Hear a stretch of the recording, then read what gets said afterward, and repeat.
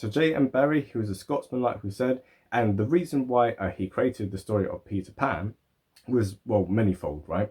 So first of all, it was a thing where, as a family friend, he ended up adopting two boys, and this is because, one of his friends ended up dying.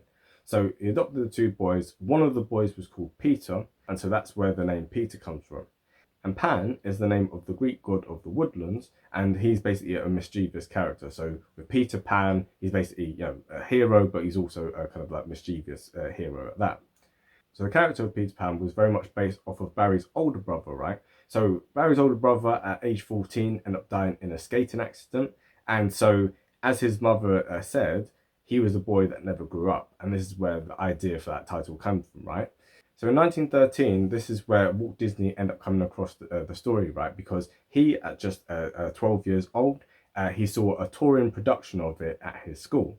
And then later on, he would play the role of Peter Pan in a school production. And actually, there's a very funny story about how, as he was flying about, the strings end up breaking, and he end up flying headfirst into the crowd, right? So as you can see, like Peter Pan had a very big influence on him growing up, and so that's kind of why he wanted to make the film.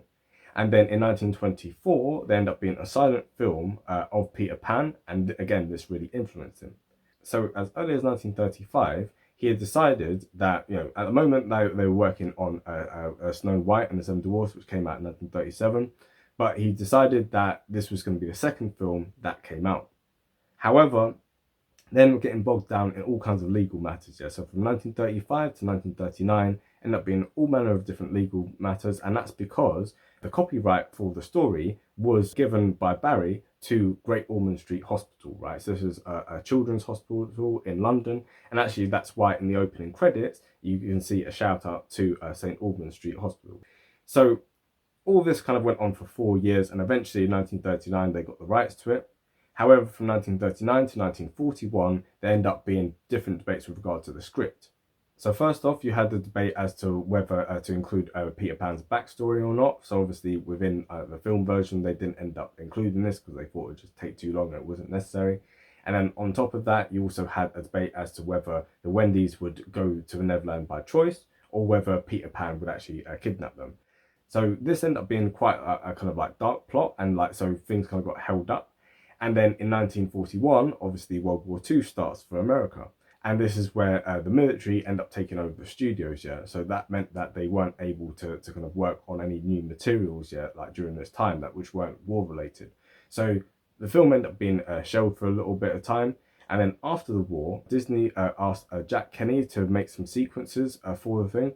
And he asked him to do a 2.5 hour presentation. And at the end of the 2.5 hour presentation, Disney said, I think we'll go with Cinderella. So you can imagine how kind of annoying that would be. So as we said with our last two videos of Cinderella and Alice in Wonderland, in 1948, there ended up being a race in the studios between these three different films for the three different sets of animators. So Cinderella ended up winning out in the end, because the animators got there before the others, but also it was felt that the characters in Alice in Wonderland and in Peter Pan at that point were too cold. And so their kind of characters needed more development at this point. And so that's why it ended up being shelved for a bit. And also as well, there was further debates with regard to what would be in the storyline. So for instance, there was a debate about should John be left behind because he's a bit too kind of like stiff and a bit too serious. And there was debates about whether Tinkerbell would be an intentional snitch or whether she'd be a kind of unintentional snitch, because in the actual original she herself is the one who goes after Captain Hook to tell the location. There's also debates about whether Nana the dog would come along, because in the film itself you can see that she's tied up and is not able to fly off with them, but there's debates as to whether she'd come to Neverland with them. And then on top of that as well, there was also debates as to the whole thing with the bomb, right? Like we said, highly unrealistic, about the bomb. I don't know why they decided to have this, because in the original there's poison and Tinkerbell ends up drinking that instead of Peter Pan, and I think that personally would have been a lot more realistic. I don't fully get why they went with the bomb, which is just kind of, like we said, it's just unrealistic, right? So anyway, that kind of explains why it was held back for a bit. So that explains a lot of the kind of creative process that went into the making of it, right? But now we're going to be talking about the story of the studio. So production for the film officially started in 1949. And actually it's a thing where I didn't know this yet. So when I was doing research for some of the other videos, I didn't realize just the extent of what Disney would do in a lot of these like older videos, which is that they would film a whole kind of like live action film and then they would get the animators to animate it and stuff. For instance, with this, yeah, that's essentially what they did. Yeah, so they had all the kind of actors like acting it out, and then the animators would animate. However, there were things that got held up within this process because it was a question of like how much the animators should make the characters look like the actors who are meant to be playing them. So, for instance, there was the whole debate with regard to Peter Pan, with regard to Captain Hook, and with regard to Smee. So, with Smee, for instance, there was decided that he would end up looking a lot like a Doc from Snow White and the Seven Dwarfs. So, with regard to looking like a dwarf. So, a lot of his physiognomy is kind of like based on Doc's characteristics.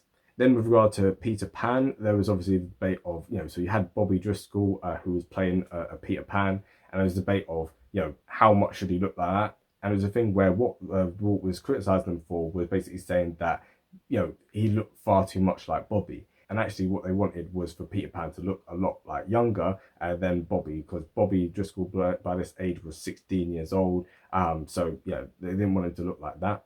And then on top of that as well, you had the big debate with regard to Captain Hook. Now, I personally think that they made the right decision with this because there was a debate about should he be more evil or should he be more of a kind of like con man, right? So the reason why I think that like Captain Hook is my favorite Disney villain is because he's kind of the most realistic. A lot of the others are either just idiots or it's a thing where they are just pure evil, right?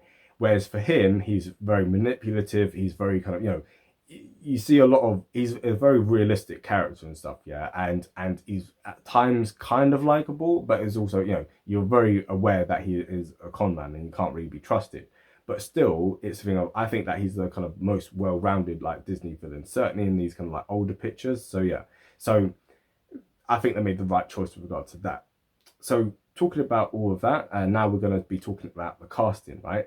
And the first thing I want to say with regard to casting is I don't know why they made George American, right?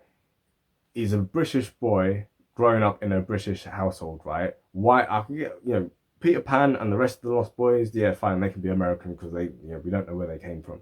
But for him, in a household full of like, upper class English people, why would he have an American accent? So they got the wrong casting for that, and I don't understand why they couldn't have just got any English boy to have done the voice for that. But anyway, so you have him being played by a kind of unknown American actor. But like we said in previous videos, you had Bobby Driscoll, and you also had Catherine Beaumont. So Bobby Driscoll's in Song of the South. Catherine Beaumont is in Alice in Wonderland, like we said in the last video. You had Heather Angel, and she is the voice of Mary Darling. But in Alice in Wonderland, she is the voice of Alice's older sister. For Captain Hook, you had Hans Conried, and his physiognomy is used in Sleeping Beauty. So he didn't have the voice of the king in that, but it's a thing where the character is kind of based off what he looked like. You also had Bill Thompson, who is Smee. So like we said in the last video, he is also the voice of the White Rabbit in Alice in Wonderland. And then you had Candy Candido, and this is the voice of the Chief. So he plays many different minor kind of like character voices in a lot of like different films. So you have Sleeping Beauty, Jungle Book, Wizard of Oz, Fox and the Hound, Robin Hood, and yeah, so he's in quite a lot of other things like that as well, but he's a very kind of minor character. So that is the casting for Peter Pan. So as you can see, compared to Alice in Wonderland, it's nowhere near as impressive, but that seems to not really matter so much, as we can see with all the other videos we spoke about with Disney things. The casting does play a role, but not as much as you would think. It's actually better in many ways to get unknown people, so then you don't end up getting like caught up with, oh, this person's the voice of this and this person's the voice of that, etc. But anyway, so we spoke about the casting, we spoke about a lot of other things. But in terms of the rest of the story of the studio, this film here is kind of the end of an era in many regards with different Disney things. So For instance, this is the last film which Disney used RKO Pictures for. So all the other films which were done before this is RKO Pictures, but from then on, yeah, it was a thing where Disney had his own company, his own distribution company and stuff, right? So this is the last one, which is RKO. And on top of that as well, this is the last film in which you have all of Disney's so-called 9 old men. So this is all the really great animators like who are in this, like their names are on screen now. So these 9 old men, these are the main animators in nearly all the films which were done beforehand. So yeah, it's kind of the end of the era. And then also as well, this is the last Disney film that had any of Frank Churchill's music in it. So Frank Churchill, he did the music for Snow White, he did the music for Dumbo, he did it for Bambi, and of course he did it for this as well. And actually the theme of the crocodile in this, which is Never Smile at a Crocodile, he was the one who composed that, right? So just a little bit of trivia with that. So he died in 1942, committed suicide in 1942, unfortunately. But yeah, so this is the last film that he'd kind of like worked on the music for and stuff, yeah, so all the way back then. And yeah, so that basically explains the story of the studio. So now we can dive into the themes and the history of Peter Pan. So obviously, first of all, with regard to the themes and history, it's very much a stereotypical kind of 1950s film. So what I mean by that is, first of all, as you can see with regard to how the women are portrayed in it, it's a thing where they even say at one point, Wendy, and other girls in general talk too much. And is so she's very much is like a lot of like 1950s housewives where they just kind of like, in how they're depicted in films anyway, they kind of just rattle on about just nonsense, like far too much. And then also as well, you have the thing with the whole like jealousy and stuff, right? So even Tinkerbell, like as like Captain Hook says, a jealous female can be tricked into anything. And then again, the mermaid trying to drown Wendy. Again, it's really weird because why are all these people thirsty for like this one boy and stuff? But anyway, so you have that kind of underlying sexism within the film. Also as well, obviously the story being done by a British person at the turn of the last century is very stereotypical kind of, for instance, John's character, right? Very, very stereotypical kind of like British person, right? Stiff upper lip, a natural born leader. He lands in amongst like the Lost Boys and almost immediately ends up leading them and stuff, right? On a hunt for Indians. And also another thing, like in terms of the themes in the history, we said it before with regard to Disney films in terms of being outdated even for the times, right? And I think this is one of the most glaring examples because how the Indians are depicted in this, yes, I don't care what the original story might have had them depicted as and stuff, that was the turn of the last century. By the 1950s, this is outdated racism even for its time, in terms of how things were portrayed in films. So if you look at how, how Indians are portrayed in 1950s westerns, right? And I'll say Indians because it's American Indians, right? They themselves prefer it. It's kind of like when people say Latinx. It's a thing where the community themselves do not refer to themselves in that way. So American Indians do not refer to themselves for the most part as Native Americans. That's just something which is a exonym, right? It's kind of imposed on them. But anyway, so the Indians in that, and I'll keep saying Indians, right? It's a thing where how they're portrayed is so unlike how Indians were portrayed in westerns at the time. And John Wayne even made the point of this, that he had never allowed himself to be in a picture which had Indians portrayed in such a kind of derogatory way. So the only one where it even comes close to that is if you look at Red River from 1948, where you have one character who's a kind of cranky old man, and he kind of like talks about savages, etc., right?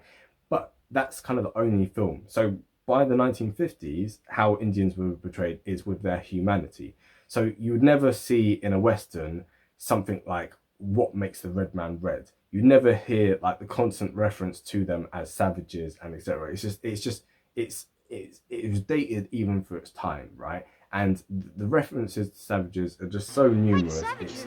It's shocking that it was ever allowed, and it's also just so unnecessary within the whole flow of it. Like the fact that people sat down and actually wrote up the song "What Makes the Red Man Red" is just, I think, even for the time, it that kind of mentality at least belongs in the 1930s and 1940s, and certainly by 1950, it's it's just not acceptable, and it wouldn't have been acceptable at the time. I don't understand why it was allowed to pass. But anyway, in spite of all that, the legacy of Peter Pan was really, really positive.